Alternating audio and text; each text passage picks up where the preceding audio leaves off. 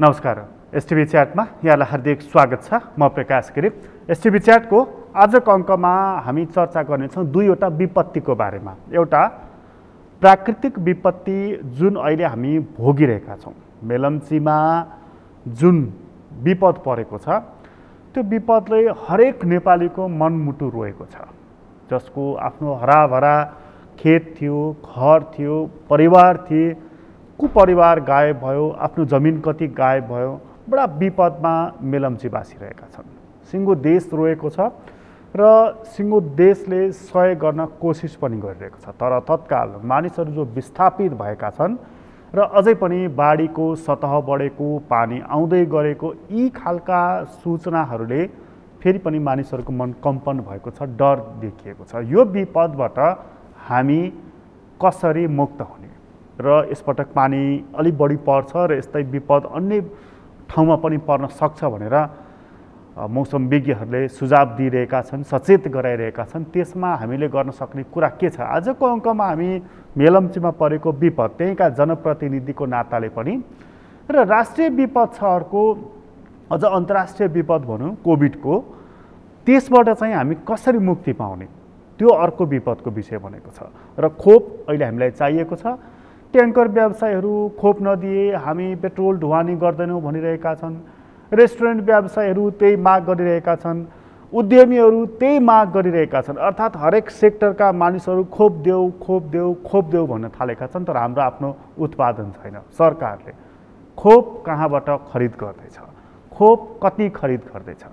अहिले हरेक दिन हामी देखिरहेका छौँ कि उसले विभिन्न देशबाट मेडिकल सम्बन्धी उपकरणहरू, स्वास्थ्य सामग्रीहरू सहयोग पाइरहेको छ। तर हामीलाई चाहिएको खोप चाहिँ कहाँबाट आउँदैछ? सवाल त्यहाँनिर पनि रहेको छ। यी विषयमा प्रमुखताको साथ र अहिलेको राजनीतिक घटनाक्रमको बारेमा पनि हामी चर्चा गर्नेछौँ। हामीसँग कुराकानीको लागि स्टुडियोमा स्वास्थ्य तथा जनसङ्ख्या मन्त्री हुनुहुन्छ शेरबहादुर तामाङ र सिन्धुपाल्चोकबाट निर्वाचित जनप्रतिनिधि भएको नाताले पनि उहाँलाई हामीले निम्ताएका छौँ। तपाईँलाई स्वागत छ। नमस्ते। कुराको सुरुवात चाहिँ तपाईँकै निर्वाचन क्षेत्रबाट गरौँ। बडा ठुलो विपद परेको छ त्यहाँ मानिसहरूलाई। मैले हिजो हेर्दै थिएँ, त्यहाँ कयौँ चिनेका मानिसहरू पनि कि यो घरलाई मैले अन्तिम पटक निहालेँ, अब म जाँदैछु, मेरो यति रोपनी खेत थियो त्यो अब रहेन, अब हामी जाँदैछौँ, कहाँ थाहा छैन भनेर गन्तव्य टुङ्गो नभइकन मानिसहरू आफ्नो थात थलो जमिन जग्गा सब छोडेर र स्टोरी आएको छ कि जसको चाहिँ त्यहाँ टनाटन गोदामका गोदाम सामान थियो, त्यो सामान बिक्री गर्ने मानिस नै अब म खान नपाउने भयो भनेर रोइरहेका छन्। तपाईँ जानुभयो, स्थलगत अवलोकन गर्नुभयो, मन चाहिँ कति रोयो? अब यो त यति ठुलो बवन्डर, यो विपद भन्दा नि अब बवन्डर खालकै विपद भयो। धेरै ठुलो क्षति पुगेको छ। त्यहाँका नागरिकहरूमा जुन खालको चाहिँ अहिले परिस्थिति देखा परेको छ, यो मन नरोइकन कोही बस्न सक्दैन। सारा नेपाली मात्रै होइन, विदेशमा बसेका नेपालीहरू र अन्तर्राष्ट्रिय समुदायको समेत मन रुने स्थिति बनिएको छ। र तुलनात्मक रूपमा अलि सेफ ठाउँ भन्ने हामीलाई लागेको थियो त्यो ठाउँ, र अलिसम्म फाँटहरू पनि थियो, र राम्रो एउटा चाहिँ हरियाली, राम्रो खेतीपाती हुने ठाउँ, राम्रो बजार, मेलम्ची बजार कति सुन्दर बजार थियो। त्यसै गरी चनौटे, हल्दे जस्ता, तिम्बु जस्ता ठाउँहरू मान्छे सुखपूर्वक बसिरहेकै थिए। तर यो यस्तो अकल्पनीय बाढी आयो र माथि हिमालकै फेदमा प्रेमथाङमा एउटा चाहिँ पहिरो गयो। त्यो पहिरोले लतार्दै तल ल्यायो। फेरि भ्रातेकतेक भन्ने ठाउँको पहिरोले त्यो खोला थुनिदियो र त्यस पछाडि जब त्यो चाहिँ सोरिँदा खुल्दाखेरि एकैचोटि यस्तो बवन्डर मचाएर आयो कि त्यहाँ केही रहेन। खोला, नदी किनारका कुनै पनि संरचना रहेन। ठुला बजारहरू सबै ध्वस्त बनाए र हामीले भनौँ न विकासको हिसाबले निर्माण गरेका सडकहरू भत्काइदिए, 6वटा पक्की पुलहरू भत्काइदिए, 5वटा तपाईँको चाहिँ झोलुङ्गे पुलहरू सबै चुडालिदिएको छ। तुलनात्मक रूपमा झोलुङ्गे पुल भने त खोलाभन्दा धेरै माथि हालेको हुन्छ नि। झोलुङ्गे पुल भेट्ने गरी खोला आएको भनेपछि तपाईँको चाहिँ त्यो कल्पनै गर्न सकिँदैन। त्यो यति हाइटमा आयो कि त्यसले सबै चिज तहस नहस पारेको छ। र अब यसमा हामीले सबैलाई एउटा संयमतापूर्वक अहिले हामीले त्यो सबै उद्धारमा खट्नै पर्नेछ, राहतमा खट्नै पर्नेछ। र उद्धार राहत अस्थायी कुरा हो, अब थाई निर्माण पनि गर्नु छ, पुनर्निर्माण गर्नु छ। त्यसले पुनर्निर्माण एकदमै ठुलो जटिल प्रक्रिया हो। तर यद्यपि भयो, यत्रो महाविपत्ति आयो, तर पनि यो विपत्तिबाट हामीले पाठ सिकेर नयाँ संरचना त निर्माण गर्नै पर्छ। त्यसैले सहरलाई रिलोकेट गरेर एउटा नयाँ विशाल सहर निर्माण गर्नेतर्फ पनि सोच्नुपर्ने हुन्छ र अरू सडक संरचना, त्यस पछाडि पुलहरूका संरचनाहरू निर्माण गर्नुपर्ने हुन्छ। त्यसले यो सबै चिजको प्लानिङ गरेर हामी अगाडि बढ्छौँ र बढिरहेका पनि छौँ।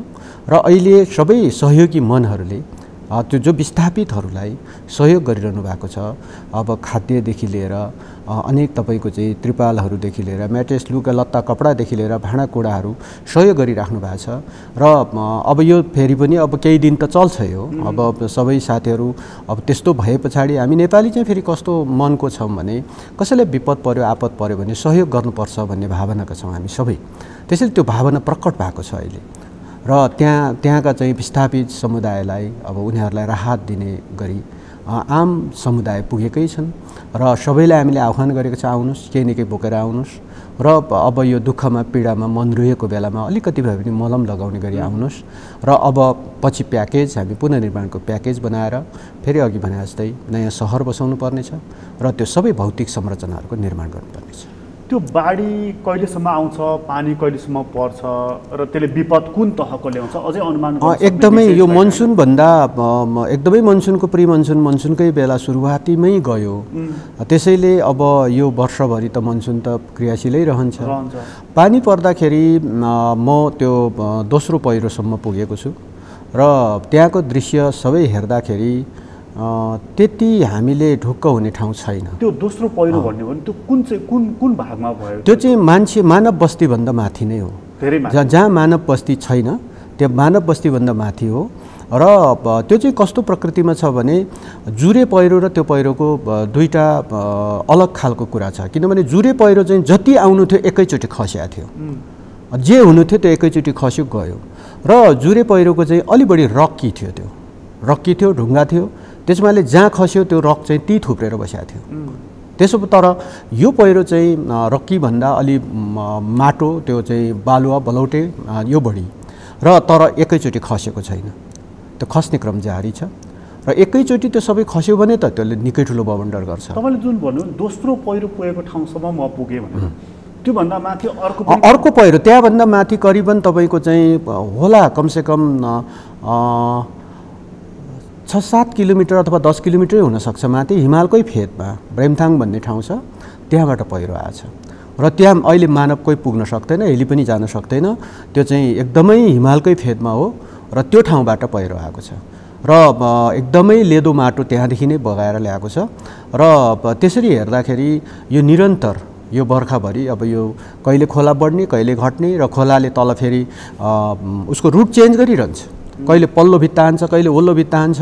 त्यसो गरी त्यो रुट चेन्ज गरिरहँदाखेरि भयो के भने त्यो एकैचोटि माथिबाट जुन लेदो माटो जसरी सोरेर आयो त्यसले खोलाको लेभल एकदमै बढाइदियो। भने झोलुङ्गे पुल त धेरै माथि हाले हुन्छ नि खोलाभन्दा त, तर झोलुङ्गे पुल समेत भेटेर लतारेर लगेको भनेपछि त्यो खोलामा यति धेरै डेब्रिज थुपार्यो कि त्यसले दायाँ बायाँको संरचना सबै लिएर त्यो खोलामा पानी कम बगिरहेको छ, लेदो बगिरहेको छ, एकदमै लेदो बगिरहेको छ र बालुवाको मात्रा पनि देखिएको छ त्यहाँ। अब बालुवा काम लाग्छ लाग्दैन थाहा छैन, तर फेरि पनि एउटा त्यही त विनाशले विकास ल्याउँछ भने जस्तै यदि त्यो बालुवा काम लाग्यो भने मलाई लाग्छ अब त्यो कस्तो प्रकृतिमा छ अब अहिले त भन्न सक्दिनँ। तर म सबै देशभरिका कहीँ पनि तपाईँको बालुवाको उत्खनन गर्न सबै छोडिदिएर त्यहीँको मात्र बालुवा प्रयोग गर्ने र त्यो बालुवा चाहिँ प्रयोग गरेर त्यहाँको बस्ती बसाउने हो भने त्यो बालुवा खरबौँको बालुवा निस्किन सक्छ। त्यो काठमाडौँ उपत्यकालाई करिब 50 वर्षसम्मलाई पुग्ने बालुवा त्यहीँबाट निस्किन सक्छ। तर यदि त्यो काम लाग्यो भने, काम लाग्छ कि लाग्दैन मलाई थाहा छैन, अहिले नै म भन्न सक्दिनँ। तर काम लाग्यो भने त्यही बालुवाको पैसाले त्यहाँको सहरलाई फेरि नयाँ एउटा चाहिँ निर्माण गर्न सकिन्छ र त्यहाँको सबै समुदायलाई म भन्न चाहन्छु कि हामी पुनर्निर्माण गर्छौँ, सुन्दर सहर फेरि बसाउँछौँ र अब त्यसमा प्राकृतिक रूपमा सुन्दर र त्यस पछाडि तपाईँको चाहिँ अझ रिलोकेट गरेर सहरको एउटा डिपिआर तयार गरेर त्यो जसको आज घरहरू भत्केका छन् मन रुएको छ। अब करोडौँ रुपियाँको सम्पत्ति चाहिँ खोला मुनि मिसिएको छ। आफ्ना चाहिँ तपाईँको चाहिँ कतिपय व्यवसायी साथीहरूको सामानहरू सबै खोलाले बगाइदिएको छ। घर सबै डुबेको छ, खेत केही छैन, सबै लगिदिएको छ, मन रुएको छ अहिले। र यो रुएको मनलाई फेरि पनि एउटा चाहिँ दरिलो मुटु बनाएर फेरि पुनर्निर्माणमा त हामी जानु छ र ती सबै समुदायको लागि एउटा चाहिँ भोलि यो विनाश भएपछि पनि हामीले यो विकास गऱ्यौँ भन्ने सन्देश दिनको लागि हामीले काम गर्नुपर्ने छ। त्यो अहिले जो मानिसहरूले आफ्नो सम्पत्ति घर कतिपयले परिवार पनि केही जोगाउन सकेन, केही पनि जोगाउन सकेन। मैले एउटा दृश्य देख्दै थिएँ, एउटा जिउँदो भैँसी बडा छटपटिएर चाहिँ तपाईँको नदीमा हेलिएको थियो। यति कठिन सङ्घर्ष गरिरहेको थियो तर के बाँच्थ्यो र सकिँदैन थियो। त्यो दुर्दान्त दृश्यहरू हामीले देखिरहेका थियौँ। ती मानिसलाई चाहिँ कसरी मलम लगाउने त? उनले त सम्पत्ति पनि गुमाएको, सबै गुमाएको छ, सबै गुमाएको छ। अब केही पनि बाँकी छैन, एउटा शरीर बाहेक केही पनि छैन उनीहरूसँग। अब त कतिपयको त तपाईँ कस्तो अवस्था थियो भने अब कोही खोलाले बगायो, बित्नुभयो, अब हामीले श्रद्धाञ्जली त भन्यौँ, तर परिवारको सदस्यलाई जुन चोट परेको छ नि त्यो त पुरा हुन सक्दैन, अलिअलि मलम मात्रै हो। तर अब कतिपयलाई त फेरि जस्तो खोलाको बिचमा परेको चाहिँ तपाईँको चाहिँ घरहरूमा मान्छे त्यहीँ थिए, अब खोला बगिरहेको छ मुनि, मान्छे निस्किन सक्ने अवस्था थिएन, छतमा बसेर बचाउ बचाउ भनिरहेको थियो। त्यस्तो बेला पनि हो हाम्रा एकदम बहादुर नेपाली सेनाहरूले आफ्नो हेलिकप्टर, हामीले 2 गते बिहानै यहाँ चाहिँ एउटा आपतकालीन बैठक बस्यौँ, गृहमन्त्री म लगायत हामीले सुरक्षा अङ्गको सबै प्रमुखहरूलाई डाकेर अनि विपद प्राधिकरणका चाहिँ प्रमुखहरूलाई डाकेर एकदमै आपतकालीन बैठक बिहान 6 बजे 6:30 बजे नै हामीले डाकेर सबै प्लानिङ गऱ्यौँ र तत्काल सेनाको हेलिकप्टर त्यता पठायौँ र जो मान्छे नदी बिचको घरहरूमा फसिरहेका थिए त्यो चाहिँ हामीले त्यो हेलिकप्टरबाट पिकअप गऱ्यौँ र त्यतिसम्म पनि भएको छ। तर फेरि पनि त सबै कुरो सकिया छ, समाप्तै भएको छ। अनि र यसलाई मलम लगाउन मैले फेरि पनि भने अहिले केही समय त उहाँहरूलाई अब अस्थायी वासस्थान बनाउने, खाद्यान्नहरूको व्यवस्थापन गर्ने। व्यक्तिगत रूपमा उनीहरूले वासस्थान बनाएर टेन्ट हालेर बस्छन् कि त्यहाँनिर सरकारको चाहिँ मद्दत रहन्छ? सरकारको मद्दत हो, किनभने अहिले विद्यालय र अब सेनाका क्याम्प र अनि केही खुल्ला ठाउँहरूलाई हामीले प्रयोग गरेका छौँ। त्यहाँ टेन्टहरू पुर्याइएको छ। विद्यालय त विद्यालय भवनै भएकोले कोठाहरू चाहिँ त्यहाँ विस्थापितहरूलाई कोठामा व्यवस्थापन गरेको छ। मेस, संयुक्त मेसमा खाद्यान्नको व्यवस्थापन गरिएको छ। र त्यसो हुँदा फेरि अर्को एउटा महामारी फेरि कोरोना त्यत्तिकै छ र त्यसो भएको हुनाले अब त्यो जो विस्थापित छ उनीहरूलाई तत्काल भ्याक्सिन लाउने गरी हामीले डिसिजन गरेका छौँ र उहाँहरूलाई अब छिटै भ्याक्सिन लगाइन्छ। र अब तपाईँको चाहिँ यो कस्तो स्थिति भनेको त्यो विपदमा परेर हो, विपदमा परेर जो विस्थापित छ, किन सामूहिक रूपमा बस्नु परेको छ, हो सामूहिक रूपमा बस्नु परेको छ र फेरि राहत बोकेर जाने महानुभावहरूले क्यारी गरेर कोरोना क्यारी गरेर लगाए पनि हुनसक्छ, सुरक्षित त छैन। त्यस भएको कारणले त्योसँग टचमा आउँदाखेरि सर्यो भने फेरि त्यसले अर्को बवन्डर सिर्जना गर्छ। त्यस कारणले उनीहरूको सुरक्षाको लागि पनि हामीले भ्याक्सिन लगाउनै पर्ने हुन्छ, खोप लगाउनै पर्ने हुन्छ। त्यसले यो बडा महत्त्वपूर्ण कुरा गर्नुभयो तपाईँले। त्यो भ्याक्सिन लगाउने कुरालाई चाहिँ म सराहना गर्छु र त्यहाँ जसरी पुगेर नेपाली सेनाले चाहिँ उद्धार गर्यो त्यसलाई चाहिँ म नमन गर्न चाहन्छु। बडा महत्त्वपूर्ण काम गरेका छन् उनीहरूले। त्यो अघि एउटा कुरा भनिदिनु थियो नि तपाईँले, बस्ती त चाहिँ तपाईँको खण्डहरै भयो, सबै बालुवामै पुरिएर गएको छ। त्यत्रा घरहरूको 2 तला 1.5 तला पुरिएका छन्।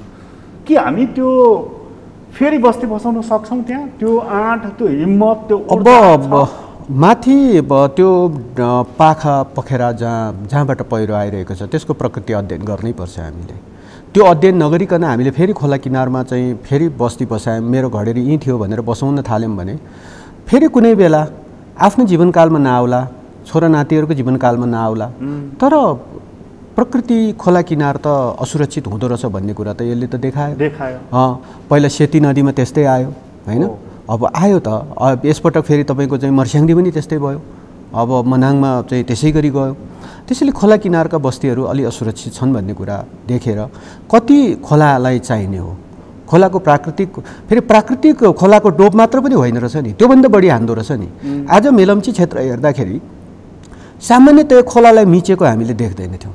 हो खोलाको छेउैसम्म खेतीहरू त थियो, तर घरहरू हेर्दाखेरि खोलाको चाहिँ प्राकृतिक बहाउलाई नै छेकेर त घर त बनाएको थिएन। हामीले खोलाको त मापदण्ड त छोडेकै थियौँ, तर पनि यदि माथि आयो कि तपाईँको चाहिँ सबै होइन पाखा पखेर सबै खोला किनार त सबै लतारिदियो।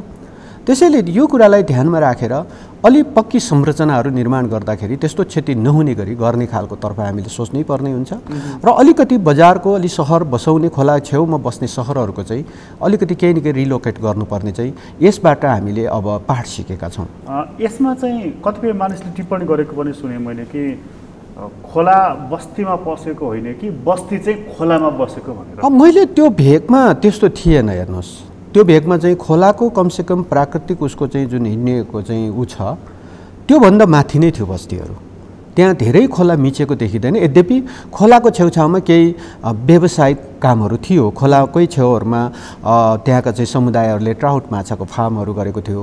त्यहाँ ट्राउट माछा फार्ममा काम गर्नेहरू, त्यहाँको चाहिँ माछा फार्मको मालिकहरू समेत खोलाले बगाएको स्थिति छ, त्यो चाहिँ थियो। तर तपाईँको चाहिँ घरै चाहिँ खोलाको छेउमा थिएन, त्यो मिचेको थिएन। त्यसै बस्ती खोलामा पसेको हो, खोला नै बस्तीमा पसेको स्थिति हो, खोला नै बस्तीमा पसेको। तर त्यसलाई रिलोकेट गर्नुपर्ने अवस्था अझै अब यसबाट पाठ सिकेर अझै पनि खोलालाई कति छोड्नुपर्ने रहेछ भन्ने कुरा चाहिँ अब देशभरि नै हामीले नयाँ खालको मापदण्ड बनाउनु पर्ने आवश्यकता। जो मानिसले आफ्नो खेत मेरो 7 रोपनी थियो, मेरो 5 रोपनी थियो, 10 रोपनी थियो भने ती चिज चाहिँ अब गुम्यो त्यो चाहिँ। अब यति धेरै तपाईँको चाहिँ त्यो माटो बालुवा ल्याएर थुपारिदिएको छ कि त्यो फेरि खेत हुन सक्ने, फेरि आफ्नो जमिन जस्ताको तस्तै निकाल्न सक्ने अवस्थामा देखिँदैन।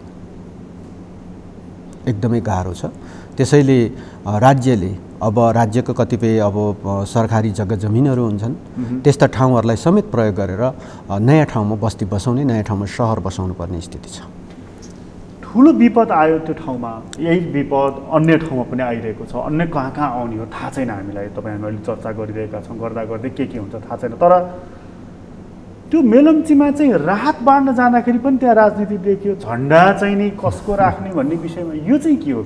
यो चाहिँ मैले फर्स्ट डे नै मैले 2 गते नै एकदमै आफूले एउटा किन म त्यो त जाँदै थिएँ र मैले त्यो देखे पछाडि त्यो विपदको उसमा सबैलाई आह्वान गरेर आउनु सहयोग गर्न भनेर एउटा सामाजिक सञ्जालमा मैले एउटा स्ट्याटस पनि हालेँ। संयमतापूर्वक भन्ने शब्द मैले त्यहाँ प्रयोग गरेको छु कि अहिले पनि प्रयोग गर्छु, संयमतापूर्वक।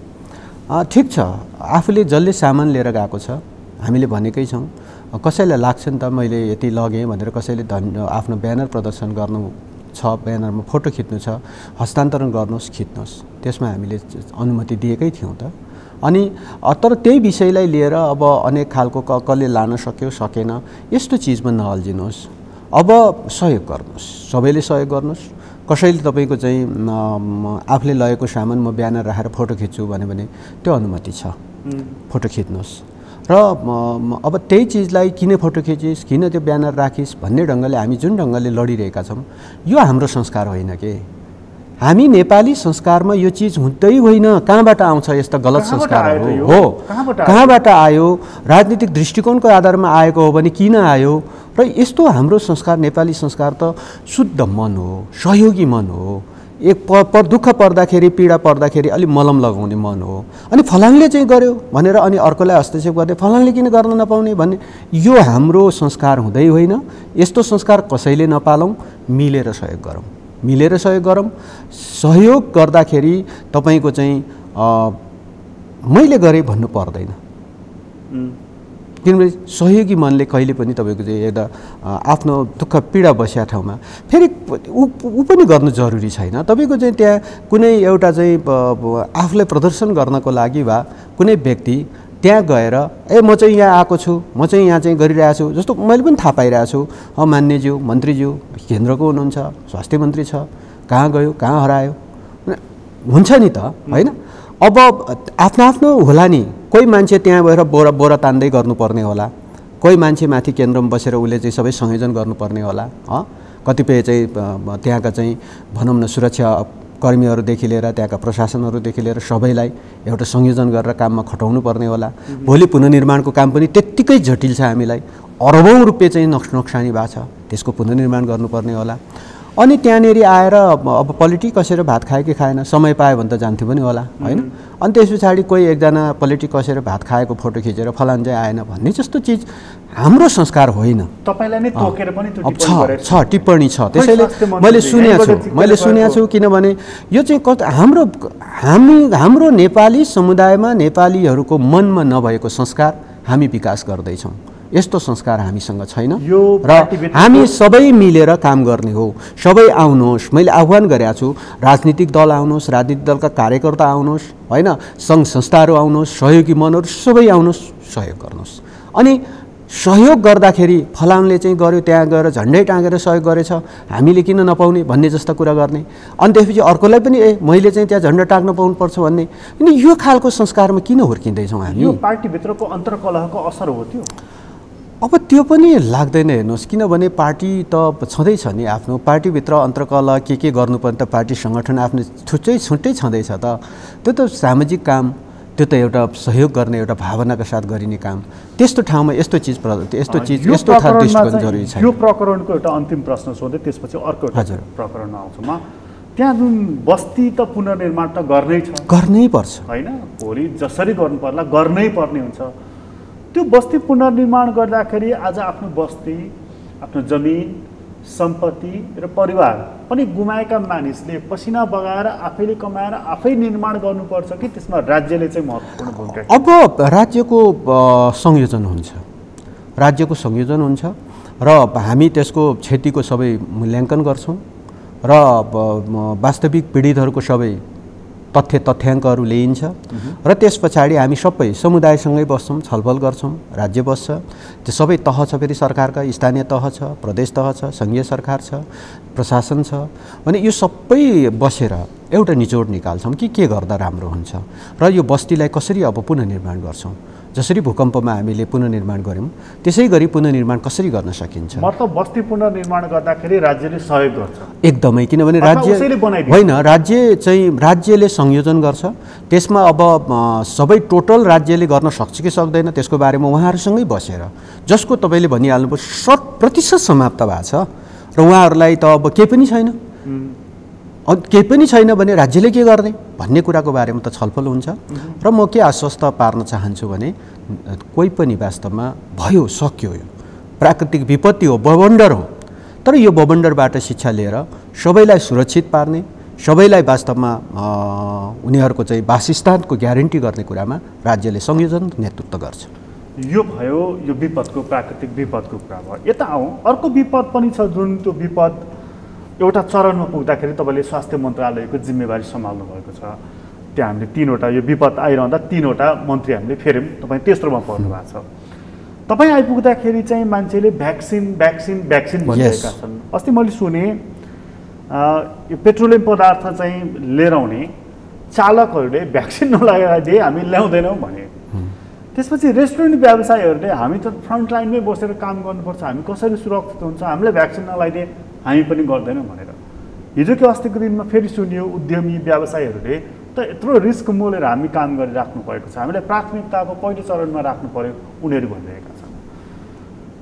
अब कसरी प्राथमिकता तोक्नुहुन्छ? कसलाई माग राख्यो त्यसलाई भ्याक्सिन लगाइदिनुहुन्छ कि माग? एकदमै यो तपाईँले अघि नै भन्नुभयो, यो चाहिँ राष्ट्रिय होइन अन्तर्राष्ट्रिय महामारी हो, अन्तर्राष्ट्रिय विपत्ति हो। यो विपत्तिमा मैले पनि त मन्त्री भएर आए पछाडि मैले पनि भने कि कोरोना नियन्त्रण नै मेरो पहिलो, दोस्रो, तेस्रो प्रायोरिटी हो होइन। अब भ्याक्सिन नै हो। पहिला भ्याक्सिन बनाएको थिएन, त्यस कारणले अब अलि हामीलाई सङ्कट पनि थियो, डर पनि थियो, तर अब कमसेकम भ्याक्सिन उत्पादन हुन थालेको छ र भ्याक्सिनबाट केही प्रतिशत मान्छे जोगिन्छ भन्ने कुरा खास गरी WHO ले नै प्रमाणित गरिरहेको अवस्था छ। त्यसो हुँदा हामी नेपाल भ्याक्सिन उत्पादक राष्ट्र त होइनौँ। जसले उत्पादन गर्छ उसको देशको जनसङ्ख्यालाई पुग्ने गरी उसैले लगाउन सकेको छैन। त्यसैले हामीले जति प्राप्त गऱ्यौँ, अहिले प्राप्त गरेको भ्याक्सिनलाई प्राथमिकता तोकेर पनि लगायौँ। जस्तो स्वास्थ्यकर्मी जो ठ्याक्कै तपाईँको चाहिँ कोभिड लागेकै मान्छेलाई उपचार गर्नुपर्ने हो नि, उहाँहरूलाई फर्स्ट प्रायोरिटी राख्नै पर्यो। सुरक्षाकर्मीहरूलाई त प्रायोरिटीमा राख्नै पर्यो, किनभने उहाँहरू चाहिँ तपाईँको चाहिँ होइन डे टु डे तपाईँको चाहिँ यो कोरोना नियन्त्रणमा उहाँ सुई लाउनै नजाने भए पनि त अब त्यो सबै व्यवस्थापन गर्ने सुरक्षाकर्मीले होला। मतलब यस्ता कतिपय चाहिँ हामीले मापदण्डहरू बनायौँ। अब फ्रन्टलाइनमा भएको केही पत्रकारहरूले लगायौँ, हामीले वकिलहरूले लगायौँ, मतलब यस्ता केही तपाईँ निजामती कर्मचारीहरू जो फ्रन्टलाइनमा थिए उहाँहरूले लगायौँ। र अब यस पछाडि अब विभिन्न समुदायहरू जो छन्, हो ढुवानी व्यवसायी साथीहरू होइन, सामान बोक्नु परेको छ, माग जाहेज छ। त्यस पछाडि अब तपाईँको चाहिँ कतिपय शारीरिक रूपमा अशक्तहरू होइन, उनीहरूलाई लगाउनै पर्छ। र अब एउटा कुरा चाहिँ हामी सबैले त्याग्नुपर्छ, म चाहिँ बाँचौँ अरूलाई जेसुकै होस्, यो कुरा चाहिँ त्याग्नै पर्छ हामीले। तर राज्यले बनाउँदाखेरि केही न केही नीति त बनाउँछ कि प्रायोरिटी चाहिँ छुट्याउँछ। अब प्रायोरिटी तोक्दा नि यो तीनवटा प्रायोरिटी त हामीले भनिहाल्यौँ, पेट्रोलियम व्यवसायीदेखि लिएर उद्यमीसम्म। अब पर्सिदेखि त स्कुलहरू चाहिँ चल्दैछन्, शिक्षक शिक्षिकाहरू यस्तो कोही पनि व्यक्ति कुनै न कुनै समुदायमा परेकै हुन्छ। अलि उमेर कम छ विद्यार्थी हो होइन, अब गाउँघरतिर अलिअलि केही रोजगारीमा छन् भने शिक्षक हो, कोही सुरक्षा अङ्गमा छन्, कोही न कोही अनि त्यसपछि कोही न कोही व्यवसायी छन् होइन त। त्यस पछाडि अब केही नगरे पनि त कृषक समुदाय छ, उत्पादन त हामीले गर्नुपर्छ त। त्यो चाहिँ सबै कोही न कोही कुनै न कुनै समुदायमा परेकै छ। समुदाय बेसिसमा जो फ्रन्ट लाइनमा काम गर्छ त्यसको क्याटेगोरी छुट्याउँछौँ। र त्यसो भएको हुनाले WHO ले के भन्छ भने एकदमै फ्रन्ट लाइनमा उनीहरूलाई कोरोनाकै नियन्त्रणमा खट्नुपर्ने फ्रन्ट लाइनरहरूलाई पहिलो प्राथमिकता दिउँ। त्यस पछाडि एज ग्रुप छुट्या, एकैचोटि भ्याक्सिन पाउने हो भने त एकैचोटि सबैले लाइन्थ्यो होला नि त होइन, त्यो समस्या हुन्थेन। जुन भ्याक्सिनको मात्राको कारणले नै त्यो सबै छुट्याउने हो। र WHO ले पनि भन्छ कि एज ग्रुप छुट्याउँदै ल्याऊ। त्यसैले हामीले पहिलो चरणमा 65 वर्षभन्दा माथिकालाई लगायौँ। अब त्यस पछाडि अलिकति भ्याक्सिन हामीसँग थियो, त्यसले हामीले 60 देखि 64 भन्यौँ। अब त्यसपछि एज ग्रुप घट्दै आउला। र भ्याक्सिनमा म सबै आम नागरिकलाई के भन्न चाहन्छु भने फ्रन्ट लाइनमा काम गर्नेको क्याटेगोरी पनि हामी फेरि बनाउँछौँ। र जसलाई अब जस्तो भनौँ न ढुवानीमा काम गर्नेहरू हो फ्रन्ट लाइनरै हो, किनभने कोही यातायात चलाइरहेको छ भने उसँग ऊ सुरक्षित भएन, अरू सुरक्षित हुन्छ। त्यसपछि यातायात व्यवसायी साथीहरू होइन जो यातायात चलाइरहेको छ, फेरि मजदुरहरू जो फ्याक्ट्रीमा काम गर्छ उसले उत्पादन नगरिकन चाहिँ हामीले होइन अब राज्यले चाहिँ होइन कुनै फ्याक्ट्री पनि चल्दैन। अनि यस्तो धेरै ठाउँहरू छ तपाईँको चाहिँ कैयौँ फेरि पनि तपाईँ पत्रकार साथीहरू छुटेका छन् होइन। अब फेरि डे टु डे तपाईँको चाहिँ काम गर्नुपर्ने अब हाम्रो कानुन व्यवसायी साथीहरू पनि अझै छुटेर बसेको देखिन्छ। अनि कैयौँ ठाउँहरूमा तपाईँको निजामती कर्मचारीहरू पनि छुटेर बसेको देखिन्छ, सुरक्षाकर्मीहरू पनि छुटेर बसेका छन्। अब त्यसै गरी अरू धेरै ठाउँहरू छन् तपाईँको चाहिँ खेलाडीहरू छन् होइन।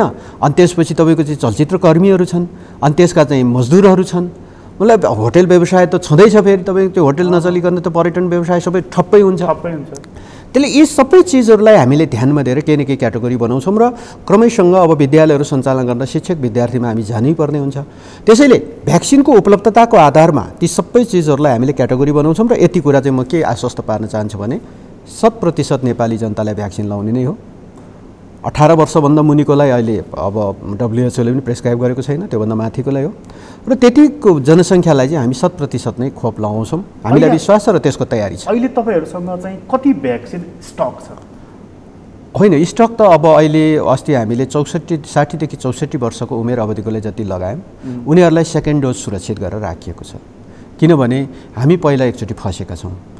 65 देखि माथिका उमेर अवधिका ज्येष्ठ नागरिकहरूलाई हामीले भ्याक्सिन लगायौँ पहिलो खोप, दोस्रो खोपको सुनिश्चितता थिएन तर आइहाल्छ कि भन्ने त्यति बेला हाम्रो मिसक्यालकुलेसन भयो। तर आउने बेलामा कतिपय त्यो आउनुपर्ने भ्याक्सिनहरू 35 भ्याक्सिन पनि आएन। त्यसैले त्यसमा अलिकति समस्या परेको छ। तर मलाई लाग्छ हप्ता दिनभित्रै यो सम्बन्धी पनि केही न केही सकारात्मक आउनेछ र उहाँहरूलाई भ्याक्सिन लगाउनेछौँ। र त्यस पछाडि 60 देखि 64 वर्षको अवधिलाई लगाएको र उहाँहरूको जुन फर्स्ट डोज लगाएको छ उहाँहरूको सेकेन्ड डोज जुन सुरक्षित गरिएको छ हामीले, र त्यसलाई के हामी सोचाइ बनाइरहेका छौँ भने त्यही भ्याक्सिन जुन ल्याउने प्रयत्न हामी गरिरहेका छौँ त्यो भ्याक्सिन आउने भन्ने सुनिश्चित हुनसाथ त्यो सुरक्षित गरेको चाहिँ सेकेन्ड डोजको लागि सुरक्षित गरेको भ्याक्सिन त्यो तपाईँले अघि भने जस्तो हाम्रा विभिन्न फ्रन्टलाइनर क्याटेगोरीहरूलाई छुट्याएर त्यसलाई पनि लगाउँछौँ र एज ग्रुपलाई पनि फेरि बाँकी रहेको एज ग्रुपलाई पनि क्रमैसँग तल लाउँदै हामीले आउँछौँ। त्यो भ्याक्सिन चाहिँ अस्ति सुनियो कि क्याबिनेटले एउटा कुरा पास गरेको छ र चीनसँग भ्याक्सिन खरिदको कुरा अघि बढेको छ भनेर। फेरि स्वास्थ्य मन्त्रालयले जारी गरेको अङ्ग्रेजीमा लेखेको वक्तव्य हेर्दाखेरि खरिद गर्ने कुरा गएको देखिँदैन। फेरि त्यहाँनिर यो के हो? यति कुरा म भन्छु तपाईँलाई होइन, भ्याक्सिन कि चाहिँ अहिले पसलमा गएर बिस्कुट किन्ने जस्तो कमोडिटी होइन अहिले भ्याक्सिन जटिल विषय हो। त्यसैले कतिपय साथीहरूले अलि वक्तव्य जारी गरेर देखिन्छ, केन्द्रीय सरकारले अनुमति दियो भने हामी नै किनेर हामी लाउँथ्यौँ नि भनेर। यो जोक होइन के, यो जोक होइन। यो तत्काल पसलमा गएर किन्ने बिस्कुट पनि होइन, होइन। यो तपाईँको चाहिँ विश्वका चाहिँ कतिपय चाहिँ राष्ट्रहरू भ्याक्सिन उत्पादन गरिरहेको राष्ट्र स्वयं आफ्नो नागरिकलाई भ्याक्सिन पुर्याउन सकिरहेको नसकिरहेको बेला अनि यस्तो खालको जोक गर्नु हुँदैन हामीले। तर हामी यति सिरियस छौँ कि भ्याक्सिनको बारेमा हामी यसरी लागिरहेका छौँ कि सबै देश भ्याक्सिन उत्पादक राष्ट्रहरूसँग हाम्रो त्यत्तिकै सम्बन्ध चाहिँ हामी कुरा गरिरहेका छौँ। डिप्लोमेटिक सम्बन्धहरू विकास भएको छ।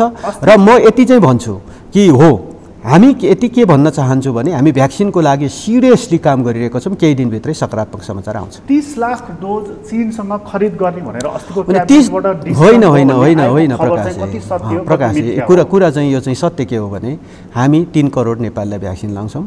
हामी यति लाख उति लाख त्यो बाहिर खपतको लागि कसैले बोल्यो होला यस्तो चिज होइन कि।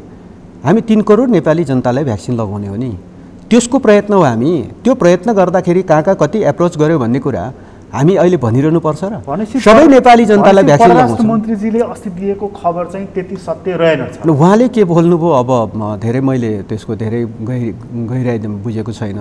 तर हामी के हो भने सबै नेपाली जनतालाई भ्याक्सिन लगाउनको लागि अब सम्पूर्ण देशमा यसमा सिधा कुरा छ। जस्तो चीनसँग 30 लाख डोज खरिद गर्ने भनेर चाहिँ त्यसको सुरुमा 10 लाख 5 लाख भनेर भनिएको थियो, त्यो अहिले तत्काल त्यो कुरा होइन। त्यसपछि मैले यति भन्छु तपाईँलाई कि हामी भ्याक्सिन किन्नको लागि अब अनुदानमा धेरै मुलुकले अब धेरै रुचि छैन। तर यद्यपि हामीले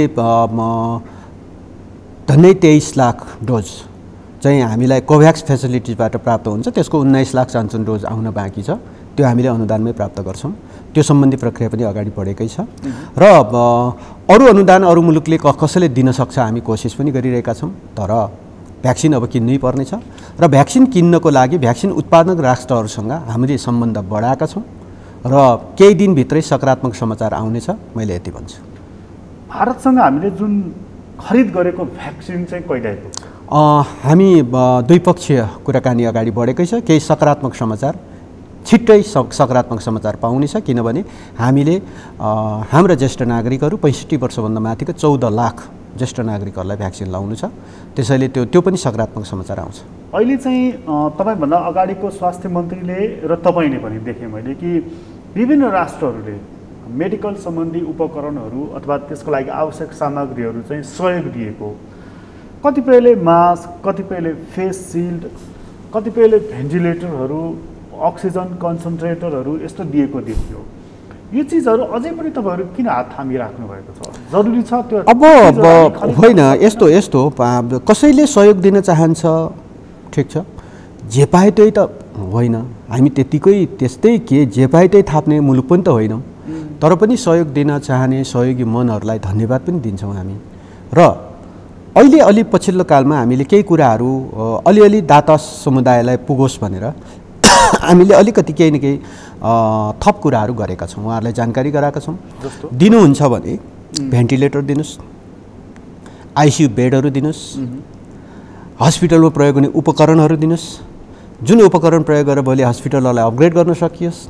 र हामीले पछिल्लो कालमा यिनै कुराहरूलाई जोड दिएर सबै दात्री समुदायहरूका हाम्रा सन्देशहरू पुर्याएका छौँ। र न कि भोलि कोभिड त आउँछ जान्छ, भ्याक्सिन पनि लगाउँछौँ। कोभिड पछि पनि त अरू उपचारको, अरू स्वास्थ्य क्षेत्रको उपचार त जरुरी छ। अहिले पनि अब कोभिडलाई समाप्त पारेपछि अरू चाहिँ रोग लाग्दैन, अरू उपचार चाहिँदैन, चाहिन्छ। त्यही त्यसलाई ध्यानमा दिएर अहिले सामग्रीहरूको कुरा गर्दा चाहिँ अब मास्क जति पनि पाइन्छ, छ्यास पाइन्छ, 2 रुपियाँको मास्क किनेर सबैले लाउन पनि सक्छन्, होइन। तर एक पोका मास्क कतैबाट अब दिन्छु भने आधारमा त्यो ल्याउनुहोस्, यो तहमा चाहिँ हामी छैनौँ अहिले। तर कसैले दिनै चाहन्छ भने सहयोगी मनलाई हामी धन्यवाद नै दिन्छौँ। र मूलतः हामी चाहिँ मैले के पनि घोषणा गरेको छु भने जस्तो भनौँ न सरकारी अस्पतालमा चाहिने भेन्टिलेटर अथवा कुनै आइसियु बेड, होइन, एचडियु बेड, इन जेनरल बेड पनि कसैले स्पोन्सर गर्छ भने भनेका छौँ हामीले, आउनुहोस् स्पोन्सर गर्नुहोस्। हामी त्यहाँ उहाँको चाहिँ स्टिकर राखिदिन्छौँ, उहाँको नाम। अनि उहाँलाई पनि के फिल हुन्छ भने फलानु हस्पिटलमा मैले एउटा चाहिँ भेन्टिलेटर सहयोग गरेका थिएँ, स्पोन्सर गरेका थिएँ, अथवा आइसियु बेड्स स्पोन्सर गरेका थिएँ। कोही न कोही बिरामी त्यहाँ सुतेर उपचार हुँदैछ र निको हुँदैछ, उसलाई पनि गर्व महसुस हुन्छ नि। हो, त्यसो भएको कारणले त्यो हामीले एउटा क्याम्पेन चलाउने योजना बनाएका छौँ कि यसरी हस्पिटलहरूको चाहिँ अपग्रेड गर्ने भने चाहिँ भोलि युनिभर्सल हेल्थ कभरेजसँग सम्बन्धित विषय हो। र यो भनेको चाहिँ नेपाली जनतालाई कुनै एउटा यस्तो सिस्टम डेभलप गरौँ कि उसको उपचार गर्दा उसको घर खेत नजाओस्, उपचार गर्दा उसको श्री सम्पत्ति सबै नसिद्धियोस्, त्यो सिस्टमले 100% फ्रीमा उपचार गर्ने व्यवस्था गरौँ। त्यो तर्फ मैले सोचाइ बनाएको छु र अध्ययन गर्दैछु। तपाईँकै कार्यकालमा केही महत्त्वपूर्ण नीतिगत निर्णयहरू हुनेछन्? हो, हामी त्यो अध्ययन गर्छौँ र अध्ययनबाट प्राप्त फाइन्डिङ्सको आधारमा सम्भव भएसम्म त्यो कार्यक्रम लागू गर्नुपर्छ भन्ने दृष्टिकोण बनाएका छौँ। अहिले नै किडनीको उपचार गराइरहेका एकदमै महँगो परेको छ। हो, एकदमै महँगो भएको छ। सामान्य तपाईँको कोभिडको मात्र पनि उपचारमा अब कतिपय ठाउँमा उपचार गर्दाखेरि मेरो यति लाख सक्यो उति लाख सक्यो भन्ने जनता छन्। त्यसैले हामी सबै उपचारहरूलाई एउटा सिस्टमले उपचार गर्ने र आम नागरिकको त्यसरी चाहिँ लाखौँ करोडौँ श्री सम्पत्ति सबै जायज यथा सिद्धिने खालको स्थिति नहोस् भन्ने कुरामा ध्यान दिइरहेका छौँ। यो चाहिँ भयो अर्को विपदको कुरा भयो। अर्को विपद छ, यो चाहिँ नि हाम्रो राजनीतिक विपद। यो राजनीतिक विपदको चाहिँ नि समाधान अब सरकार, खास गरी कार्यकारी प्रमुख भनेको हाम्रो प्रधानमन्त्री, त्यसपछि तपाईँहरू मन्त्री परिषदको सदस्य तपाईँहरू, अब तपाईँहरूले नसकेर अब यो चाहिँ नि शीतल निवास सेरेमोनियल राष्ट्रपतिजीले गर्न थाल्नु भएको। हिजोको उहाँको भेटघाट, सुरक्षा निकायका प्रमुखहरूसँगको सरसल्लाह, खोपको लागि उहाँले गर्नुभएका पत्राचारहरू हेर्दाखेरि चाहिँ अब सेरेमोनियल होइन, उहाँ चाहिँ एक्जिक्युटिभतर्फ अग्रसर हुँदै गरेको सङ्केत दिएन यसले। राष्ट्रपति हाम्रो सम्माननीय राष्ट्रपतिज्यूले कुनै मुलुकलाई खोप ल्याउन भनेर, खोपमा सहयोग गरिदियो भनेर पत्र लेखेर खोप प्राप्त गर्यो भने के बिग्रियो? किन हामी अनावश्यक ढङ्गले अब बुझिरहेका छौँ? नेपाली जनताको जीवन रक्षाभन्दा ठुलो कुरा अरू हुन सक्दैन। त्यसैले नेपाली नागरिकको जीवन रक्षाको लागि कसैले पनि पहल गर्छ भने यसमा टीका टिप्पणी गर्ने विषय होइन, जिम्मेवारी हुन्छ होला। त्यसैले हो त, जिम्मेवारी भएरै हो नि। यो मुलुकको तपाईँ राष्ट्र प्रमुख, नेपाली नागरिकको सबैभन्दा चिफ त राष्ट्रपति हो। त्यसैले राष्ट्रपतिले आफूभन्दा मातहतका संस्थाहरूलाई, निकायहरूलाई आदेश गर्नु, ल काम गर्नुहोस्, राम्रो काम गर्नुहोस्, जनतालाई बचाउनुहोस् भन्नु, र अनि त्यस पछाडि तपाईँको चाहिँ कुनै मुलुकलाई अरू देशको मुलुकको राष्ट्रपति वा अरू देशका चाहिँ सरकार प्रमुखहरू अर्को देशमा गएर पुरै पोलिटिक कसेर खोपको लागि प्रयत्न गर्दा हुने, अनि हाम्रो देशको राष्ट्रपतिले एउटा पत्र काटेर लौ हाम्रो नागरिकलाई बचाउनको लागि खोपको व्यवस्थापन गरिदिनु होला अनुरोध गरेको। अनि त्यही कुरालाई एक्जिक्युटिभ भयो के भयो, हामी त्यही त मैले अघि नै पनि भने, यो मेलम्चीको बाढीको सन्दर्भमा पनि भने, कतिपय हामी नेपालीभित्र नभएका संस्कारहरू विकास गरिरहेका छौँ क्या।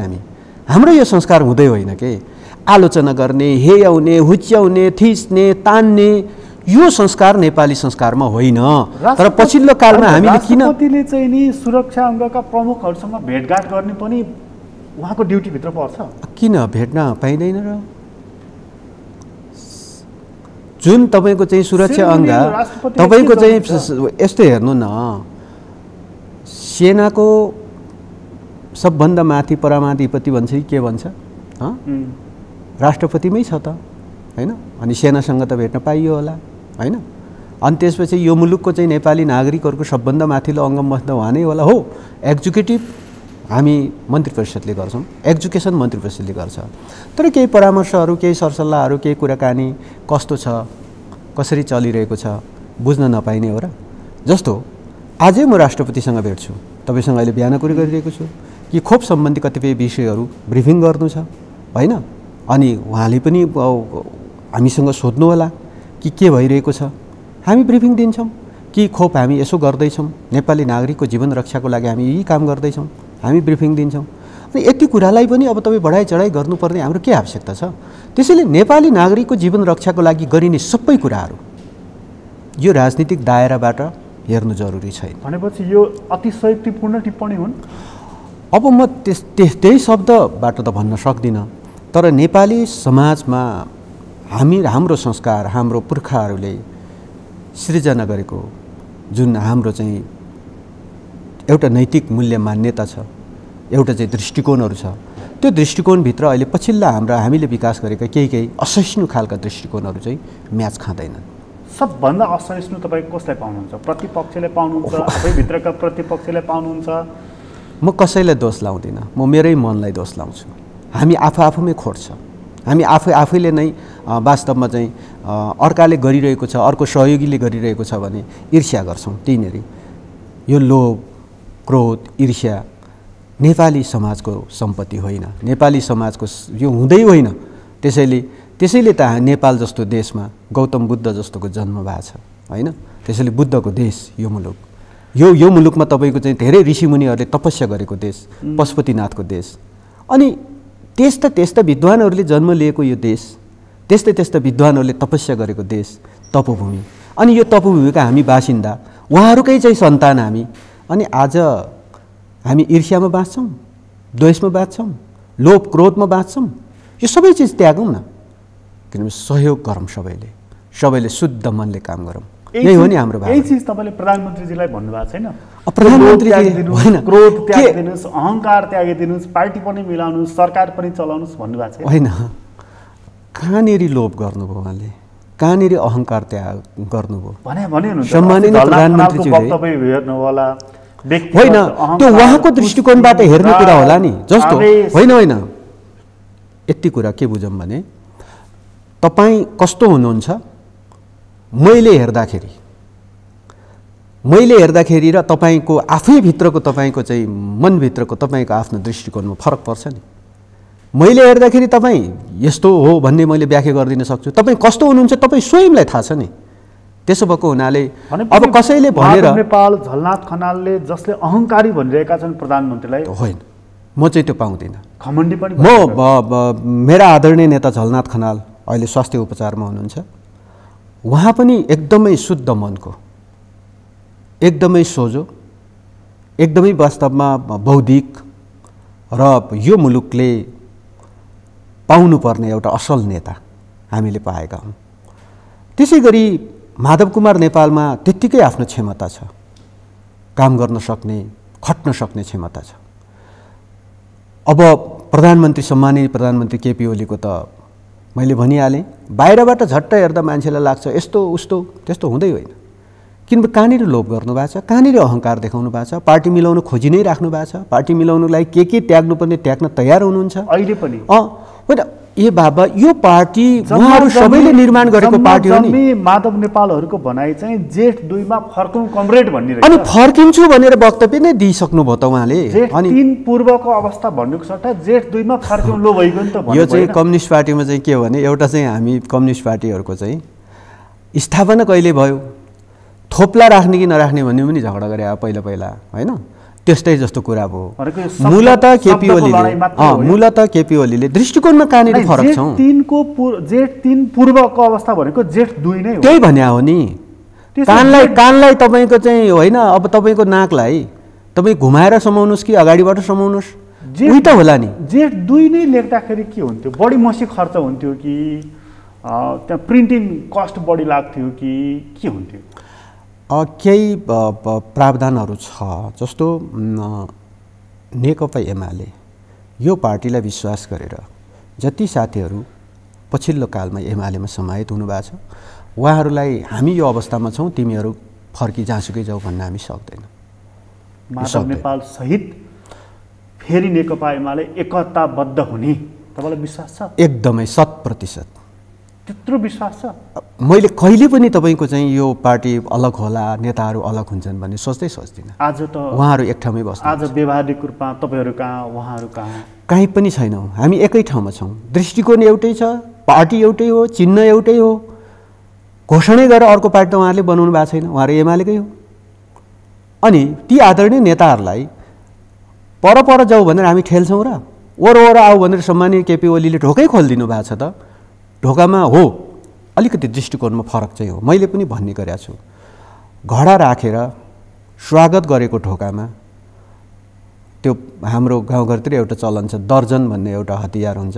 त्यो चाहिँ हिंस्रक जन्तुहरू हिँड्ने ठाउँमा त्यहाँ एउटा चाहिँ भरुवा बन्दुक राखिएको हुन्छ। अनि त्यस पछाडि त्यहाँ हेर्दा एउटा सानो केहीमा छुयो भने त्यो बन्दुक ट्याक्क पड्केर अनि त्यहाँ लाग्ने खालको हुन्छ। त्यो दर्जन भनिन्छ, त्यो एउटा त्यस्तो खालको चिज हुन्छ, बनाउँछन् गाउँतिर। अब ढोकामा त्यो दर्जन राखेर महसुस भयो भने समस्या पर्छ। तर म चाहिँ के भन्छु भने सम्माननीय प्रधानमन्त्री पार्टी अध्यक्ष केपी ओलीले ढोका खोलेर घडा राख्नु भएको छ। केपी ओलीले माधव नेपाल बाहेकको एकता खोज्नु भएको हो। माधव नेपाल सहितको एकता।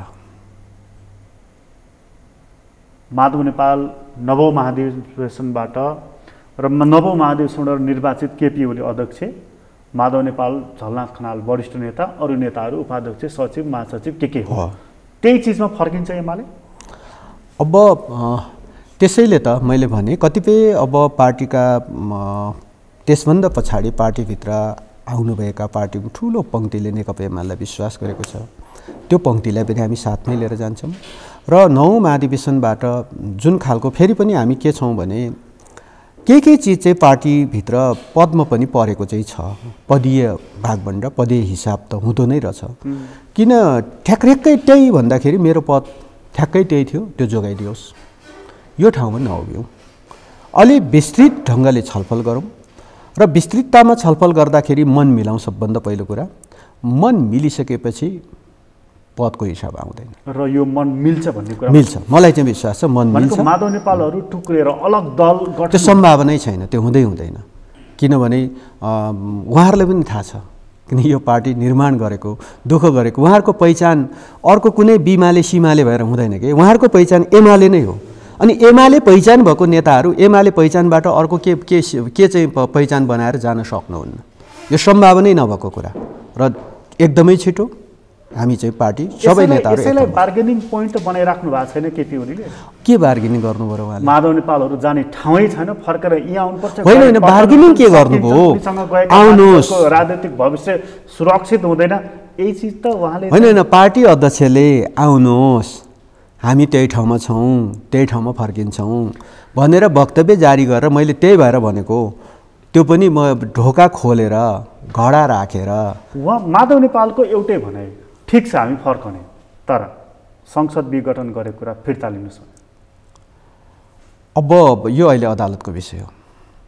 केपी ओलीले फिर्ता लिएर लिन्न।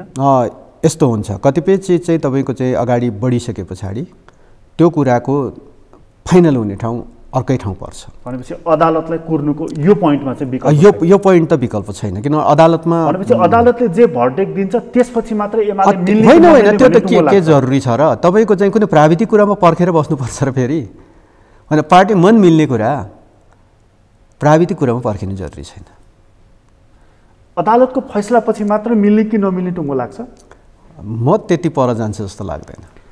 तपाईँ स्वास्थ्य मन्त्री पनि भएको नाताले अन्त्यमा सोध्न चाहेको चाहिँ पार्टीका वरिष्ठ नेता, यो देशका पूर्व प्रधानमन्त्री उपचारको लागि दिल्ली जानुभएको छ। यस्तो लागिरहेको छैन तपाईँलाई कि ओहो हामी पटक पटक सांसद भयौँ, मन्त्री भयौँ, तर एकजना नेतालाई उपचार गराउन सक्ने सम्मको अस्पताल या त्यति विश्वसनीय अवस्था हामीले बनाउन सकेका रहेनछौँ भनेर दुःख लाग्यो? होइन, त्यस्तो दुःख लाग्नुपर्ने ठाउँ छैन। किनभने हामीले वीरहस्पिटलमा त्यस्ता व्यक्तित्वहरूलाई उपचार गर्ने सङ्गन कक्ष छ।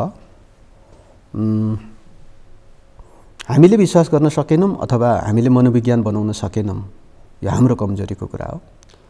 तर त्यो व्यवस्था छ र सबै खालको उपचार, त्यो तहका व्यक्तित्वहरूको उपचार वीरहस्पिटलमा हुन्छ र हुने गरी कक्ष निर्माण पनि गरिएको छ। तपाईँको यही कार्यकालमा हाम्रो वीर अस्पताल, हाम्रो टिचिङ हस्पिटल, हाम्रो प्रसुति गृह, यस्ता केही हाम्रा हामी यस्तो संरचना बनाउँछौँ कि त्यो संरचना चाहिँ पछि सबै आम नागरिकलाई र राजनीतिक दलका नेताहरूलाई नै विश्वास हुनेछ कि हाम्रै देशमा सबै हुन्छ।